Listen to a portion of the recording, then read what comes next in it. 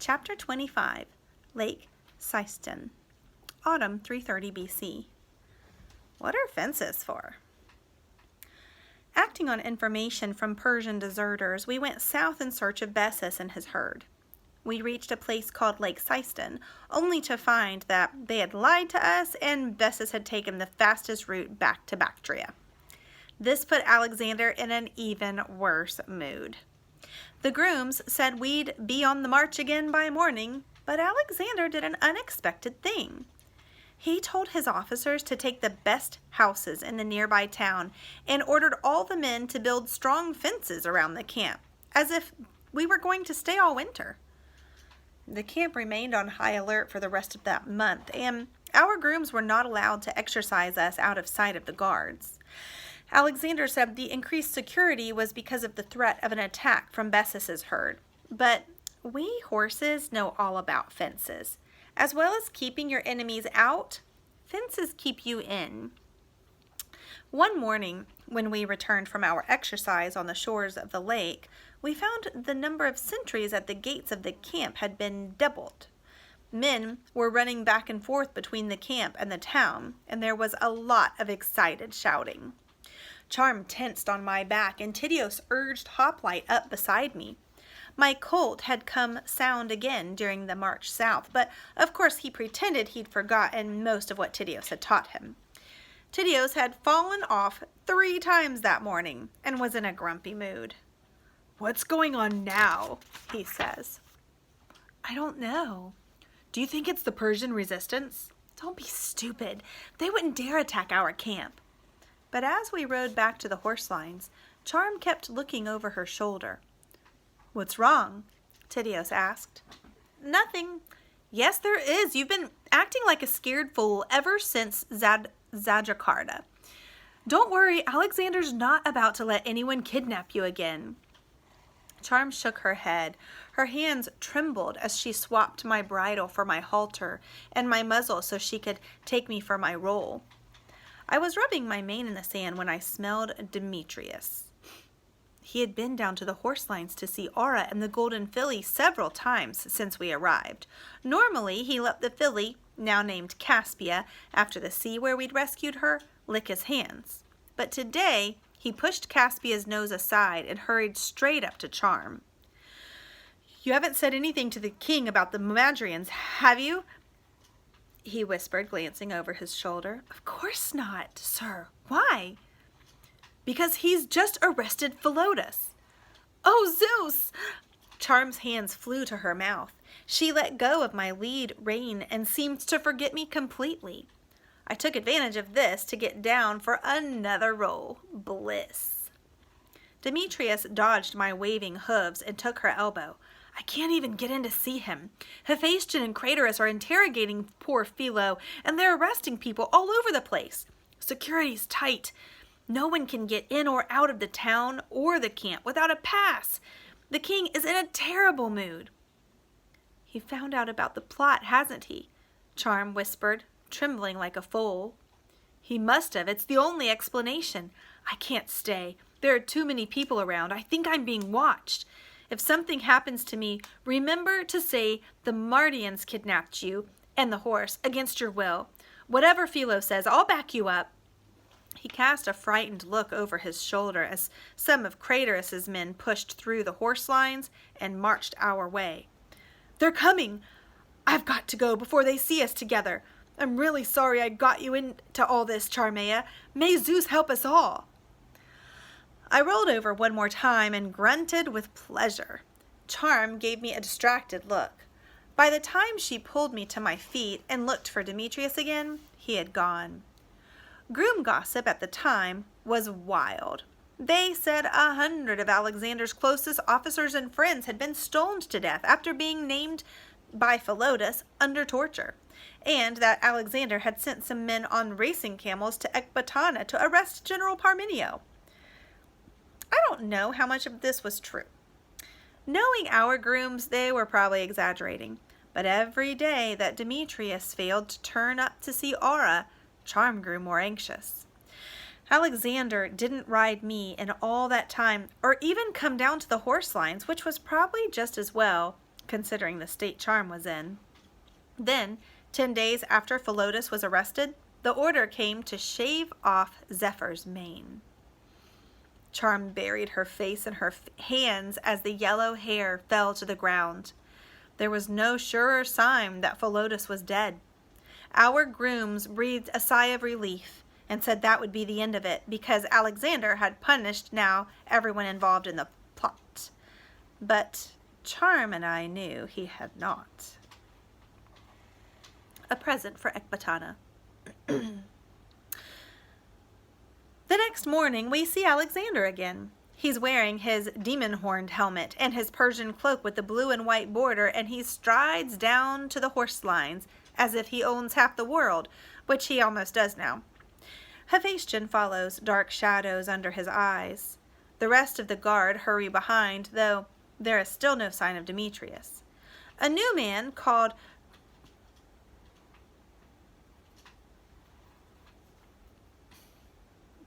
Bucephalus? All these words. Bucephalus, I think. Bucephalus. Well, there we go. Carries the shield we took from Troy. Alexander orders our grooms to get us ready for a parade. He taps his foot as Charm bridles me and puts on my cloth. His presence makes her hands shake, so it takes her twice as long as usual. She darts the king frightened glances as she adds the silly strings of tassels. Alexander takes my rein from her without a word. He taps my shoulder until I settle on my knees for him. Then we lead the way to the parade ground.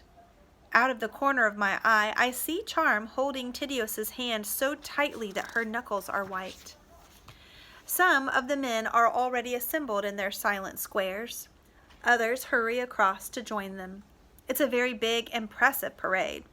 Alexander rides me to my place at the front, and the guard lines up behind me.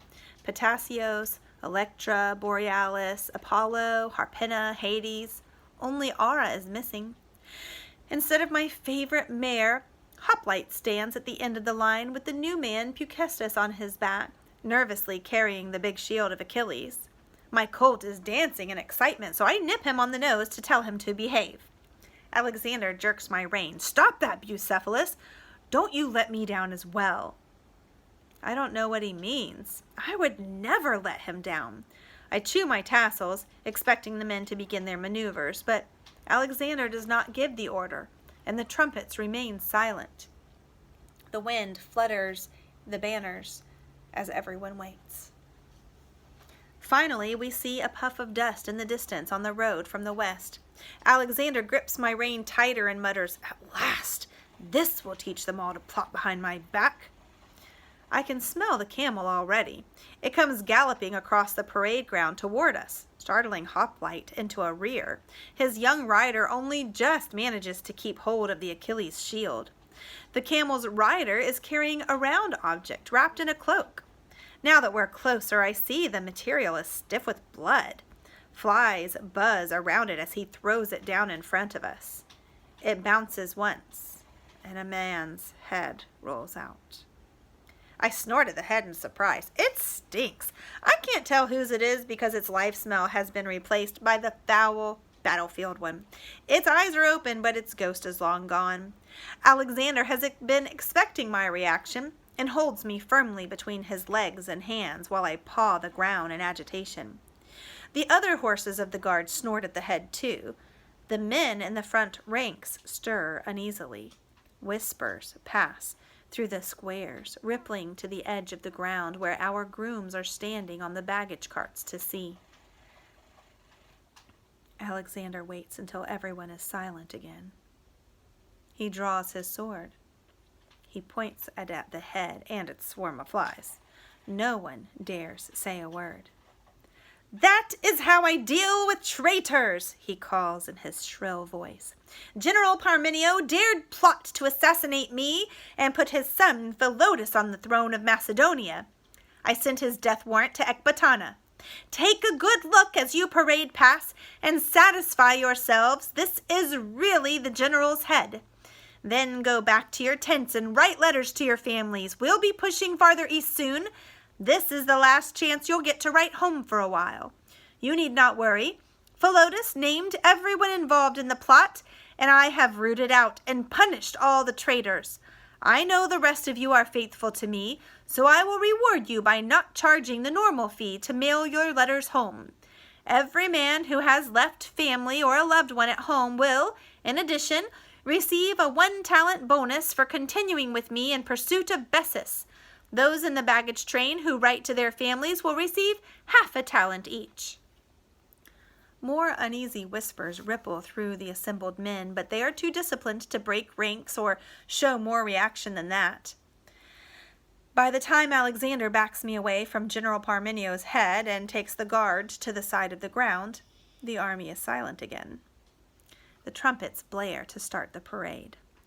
Alexander twists my mane around his fingers and watches with a fixed expression as the men file past the general's head. It is like when we watched them kiss the Iliad back in Ecbatana. Alexander is tense at first, then relaxes as more and more of his herd troop past the head without stopping. Some of the men glance down at it and quickly away. A few turn white and dart terrified glances at the king. One youngster trembles so much he drops his pike. He picks it up, red-faced, and runs after his division. It's all very boring. I chew off 3 of my tassels before they've finished. Finally, Alexander rides me back to the horse lines and dismounts. As he hands my rein to Charm, he looks hard at her. "I want you to write a letter as well, Charm," he says. "I don't want Bucephalus's groom to miss out on the bonus." Charm bites her lip. She whispers, "But I haven't got any family to write to, sir."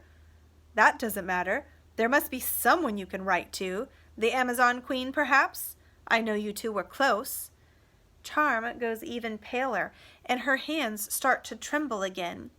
"But I don't know where the Amazons live. How will the letter get to her, sir?" Alexander gives her an impatient look. "Someone else, then. That's an order, Charmides." "But, sir, I can't write." Alexander does not hear her faint protest.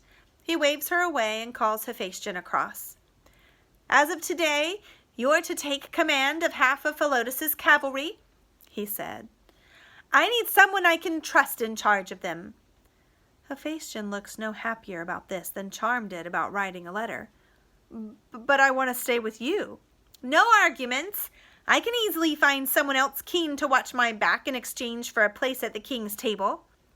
Seeing Hephaestion's stricken expression, Alexander sighs and says in a gentler tone, "You've deserved this promotion for some time, my friend.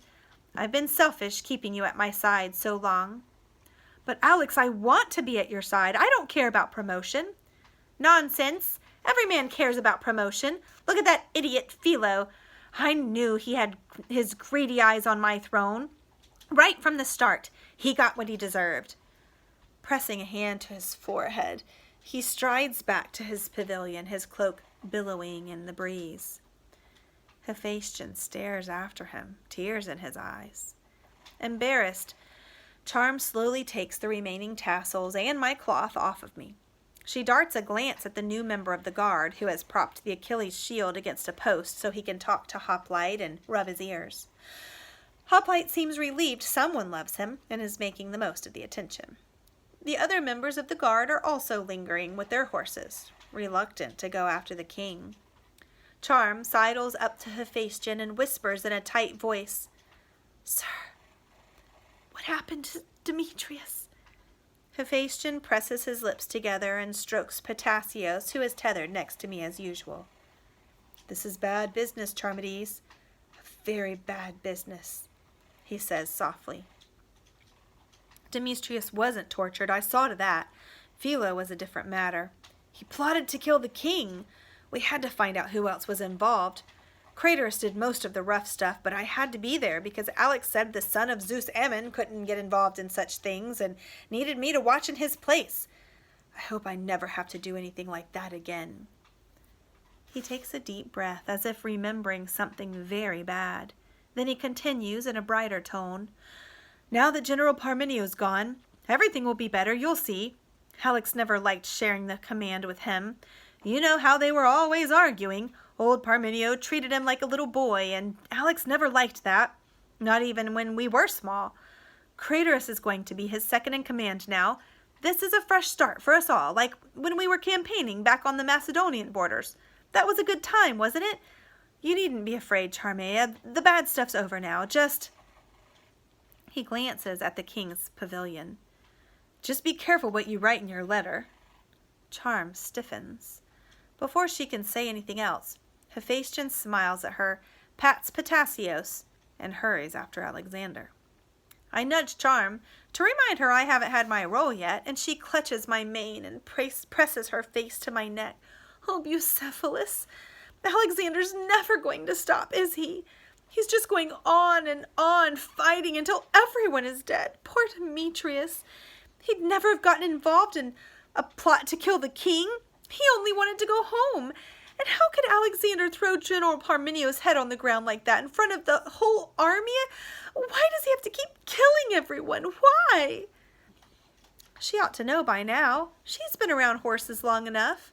When two stallions challenge each other for leadership of the herd, it's natural for the strongest horse to dominate the weakest. This battle had been a long time coming. General Parmenio was a strong boss. He would never submit to Alexander, so the battle had to be to the death. And all the other members of the herd had to see the result, so they would think twice about challenging Alexander. Sometimes there's just no other way. Charm writes a letter. All the grooms are writing letters, even those who have no families and can't read. They all want their half-talent bonus, because if they save up enough money, they'll be able to buy their freedom when they get back to Macedonia.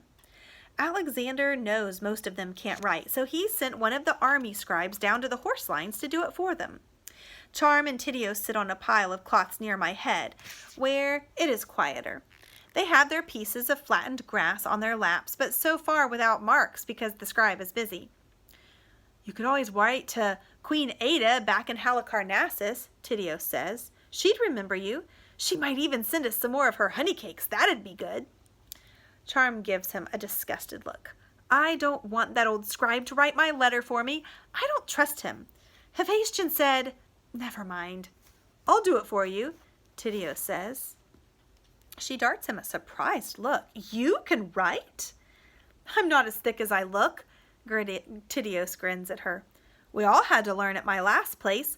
Our master thought it would make us better grooms. Takes me ages, though, and makes my hand hurt. So keep it short. Charm looks a bit happier. Is that who you're going to write to, your old master?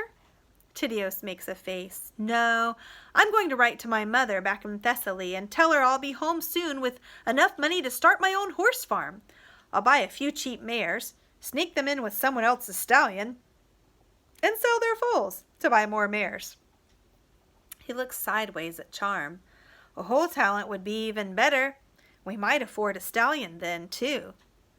Charm's face closes. Just help me with my letter. I'll tell you what to put. Tityos grins and picks up the stylus. All right, but go slow. It's been ages since I did this. This is what Charm told Tityos to write.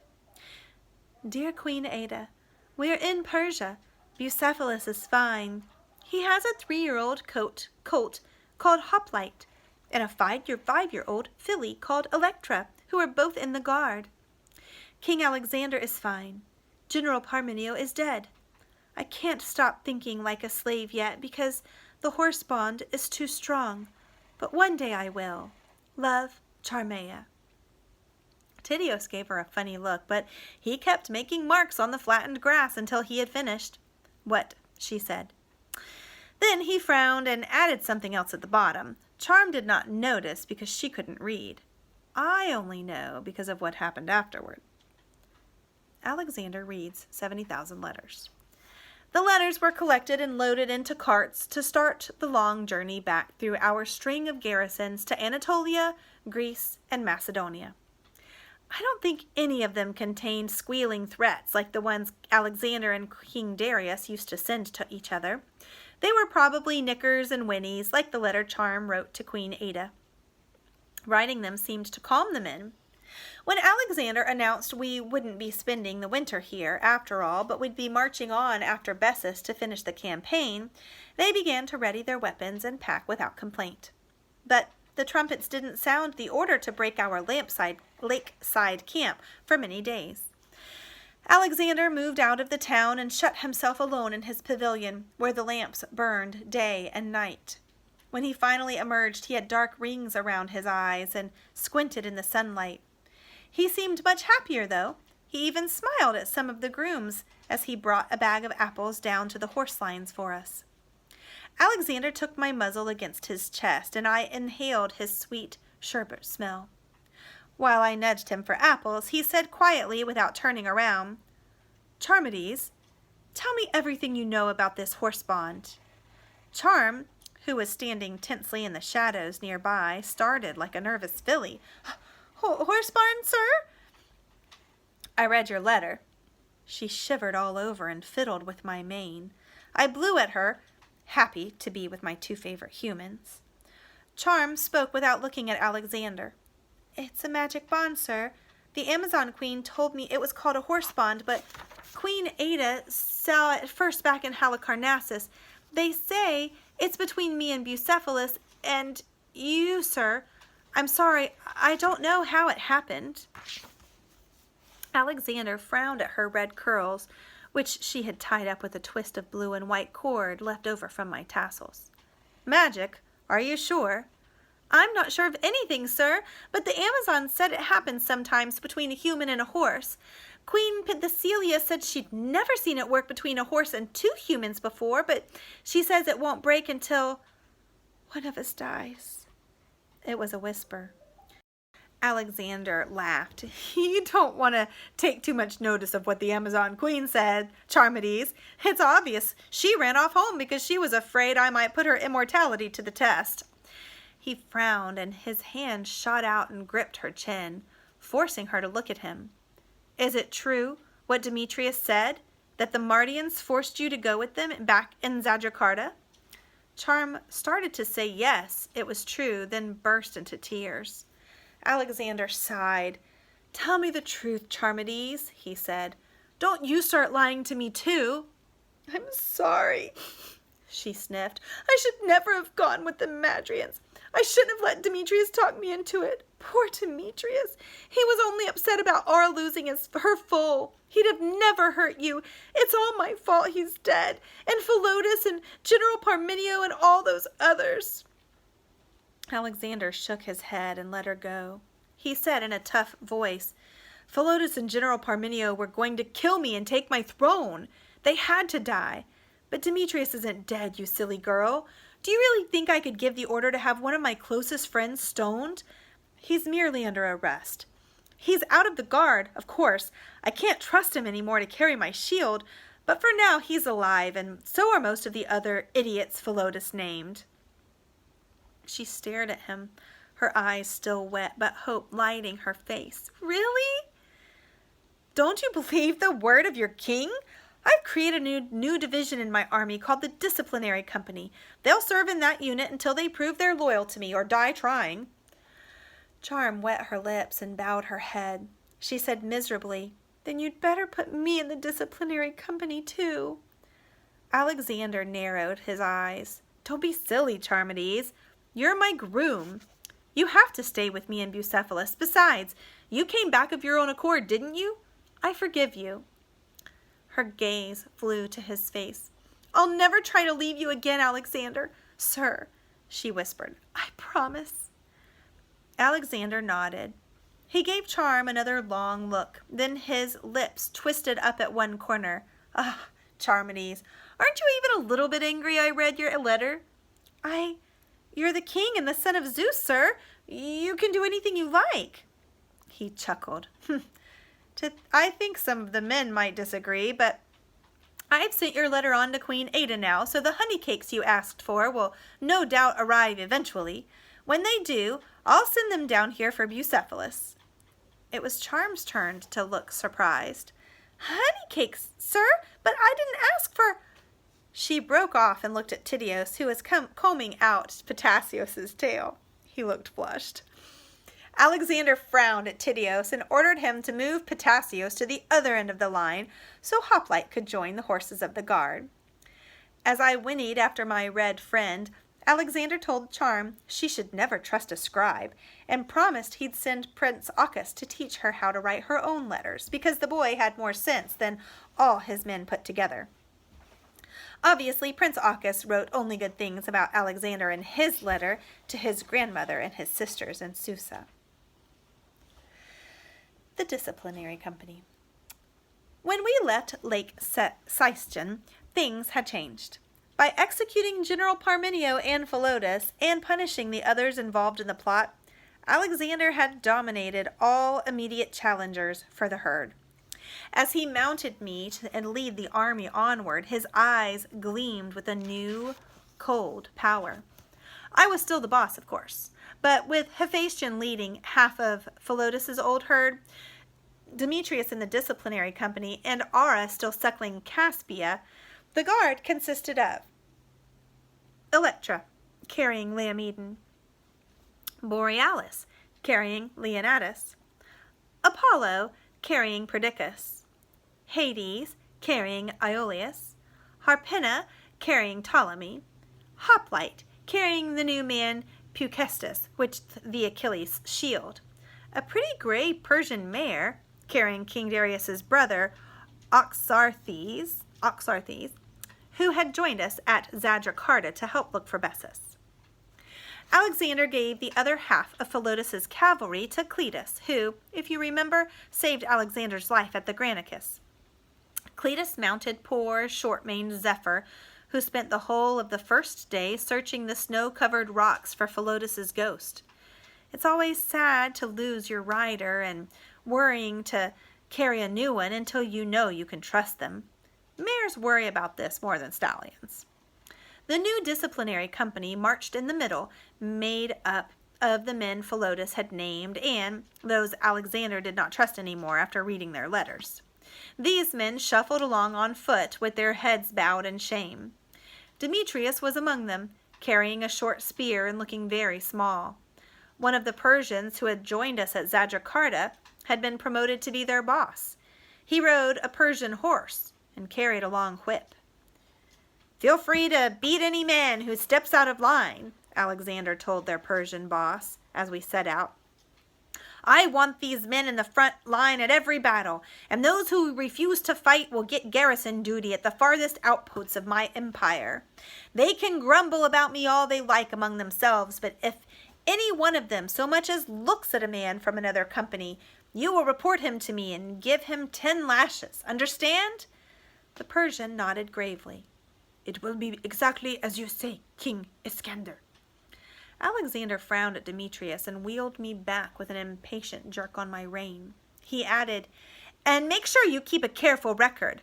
Those who serve me faithfully and fight well can win transferal back to their old company, but they have to prove themselves worthy of my trust."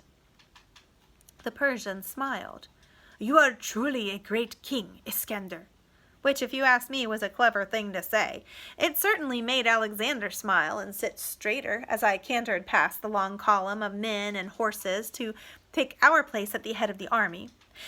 He was wearing his Troy helmet again with the white plumes, and before we left he renamed the town on the shores of the lake where all the arrests had taken place.